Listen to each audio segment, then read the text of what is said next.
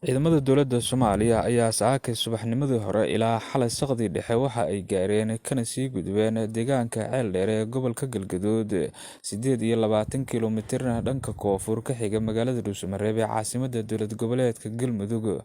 Ceeldheer ayaa waxa uu ku yaalaa inta u dhaxaysa Dhuusamareeb iyo Gurceel. Laamiga dheer ayaana mara iyadoona uu yahay meel istiraatiiji ah.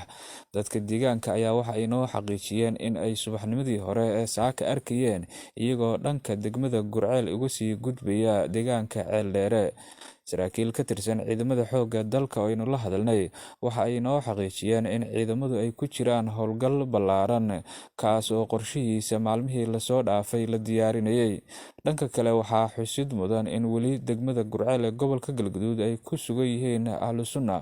Dadka degmada Gurceel ayaana walaac xoogan ka muujinaya in laga yaabo halkaasi dagaal inuu ku dhex maro ciidamada dowladda iyo kuwa ahlu sunna, iyadoona qaar ka mid ah shacabka ay bannaanka uga baxeen degmada Gurceel si ay uga badbaadaan qalalaasi halkaasi ka dhaca.